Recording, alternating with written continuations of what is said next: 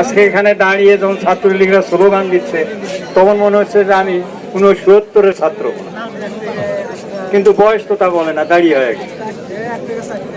তাই আমি মনে করব 69-এর ছাত্র আজকে বয়স হয়েছে, বয়সের সঙ্গে সঙ্গে আজকে কিন্তু কিছুটা হলেও যখন আমাকে নেতৃবৃন্দরা বলে যে মিঠাপুকুর আওয়ামী লীগের অন্যতম সদস্য, অন্যতম সহসভাপতি, তখনই বুঝতে ভরে যায় যে আমি আমার কৃতিত্বের আমি স্বীকৃতি পেয়েছি।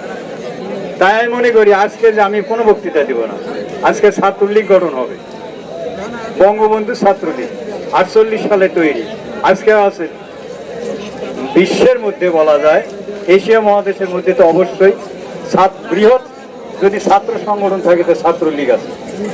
সেই ছাত্রলীগ ঐতিহ্যবাহী ছাত্রলীগের কোনো ত্রুটি থাকা চলবে না, মেধাবী ছেলে পেলে হতে হবে। মেধাবী ছেলে কেমন করে?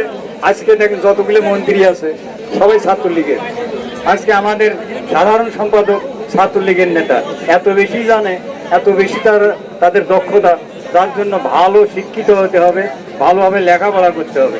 আজকে ছাত্রলীগের অন্যান্য দলেরা করে কি, ছাত্র সমাবেশ হলে তাদের হাতে নাকি চুপচুপ করে অস্ত্র তুলে দেয়, বিশেষ করে বিএনপি দেয়, শিবিরেরা দেয়। আমার নেত্রী জননেত্রী শেখ হাসিনা ছাত্র সমাবেশে এসে ছাত্রদেরকে একটা খাতা একটা কলম কিনে দেয়, দিয়ে বলে তুমি ভালো লেখাপড়া শিখো, যেহেতু তুমি হবে এই দেশের ভবিষ্যৎ, তোমাকে ভালো শিক্ষিত হতে হবে, তোমাকে দেশ বিদেশ সম্পর্কে জানতে হবে।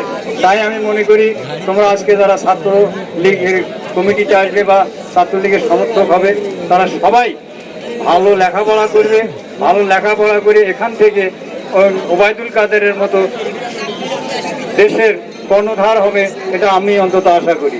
আজকে এখন অনেকে হয়তো হবে যে আমাদের জননেত্রী শেখ হাসিনা কলম হাতে তুলে দিছে, এই কলম হাতে দিছে, এখন অন্যরা এসে আমাদেরকে পুরো সুরিশ করে 2-4 করে ডাং মারবে, হালাখালি সয়া যেমন, সেটাও আবার চলবে না।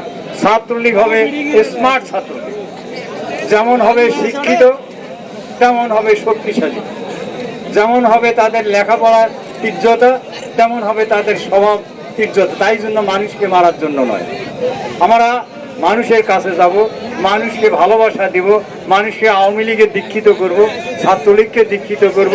যদি কেউ এটাতে কোনো বাধা দেয়, প্রথমের দিকটা বলবো যে ভাই স্বাধীন তো আমরাই করছি, তোমরা আমাদের সাথে আসো, তোমরাও ছাত্রলীগে এসো, আওয়ামী লীগে এসো, তোমরা দেশ গড়ো। তারপরে যদি না শুনে, তারপরে দেখা গেল যে একটা ধাক্কা মারলো, তাও কিছু কর না, 2 ধাক্কা তো কিছু কর না, 3 ধাক্কা দেওয়ার পর আর ছাড়েন। এটা কিন্তু চলবে, এটা কিন্তু চলবে, দেশে শুরু হয়ে গেছে, এটা কিছুদিন চলবে, তারা টিকতে পারবে না ইনশাল্লাহ। তাই আমি মনে করি আজকে ছাত্রলীগ অন্ত মিলন করে থাকবে, আমি মোটেই সময় নিব না। এমন